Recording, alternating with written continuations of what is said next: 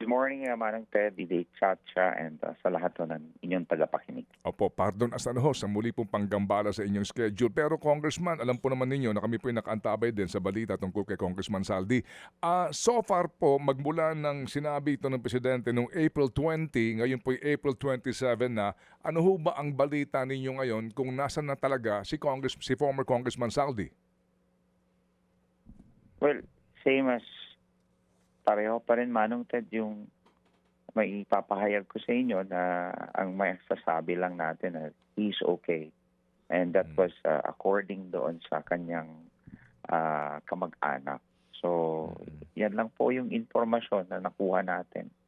Pero ito ay talagang nagsanga ng napakaraming revelasyon yung sa Prague, Manong Ted, dahil yung pagpunta ng DOJ yields no answer. And in fact, wala naman pala sa Prague Authority.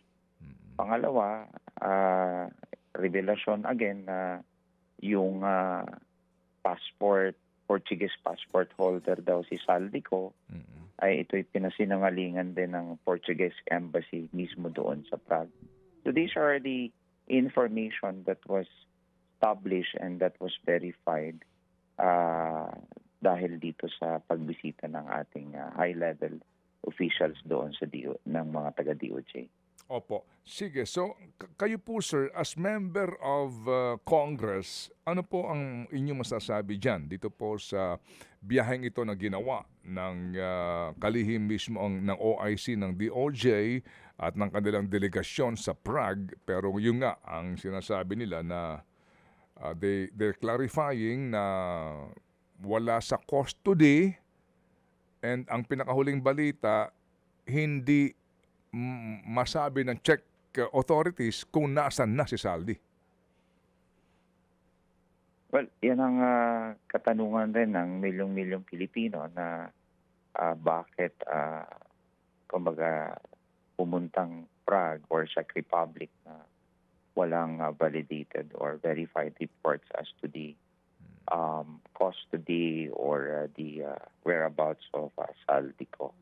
But be that as it may, Manong Ted, siguro ang kailangan ng lahat talaga yung katotohanan at kung mauuwi man, sana dala-dala ni Kong Saldi yung katotohanan pag-uwi dito sa Pilipinas. Sayang lang yung biyahe, Manong Ted. Yun ang ating masasabi dyan. Pero maganda yung Prague eh. So baka nasulit din doon sa Charles Bridge at sa Santo Niño Church. Sa Santo Niño Church, opo. Doon sa Old Town. Anyway. Sa Old Town. Opo. Congressman Garbin, yung abogado po ni former Congressman Saldi, si Attorney Rundain, inyo bang nakaugnayan? Kasi yun nga po, ang iniisip po natin na ang unang makakaalam ng mga pangyayaring ito, yung abogado niya na siya nagtatanggol sa kanya sa Pilipinas. Well, I think he has some information pero I cannot, kumbaga, I think he's the only authority na makakapag-sabi kung ano yung kalagayan at status ni Saldico ngayon. Kasi ako naman, Manong Ted, tama ka po, dati ko siyang kasamahan pero ang may direktang komunikasyon lang talaga kay Saldico ay yung kanyang abogado. Okay.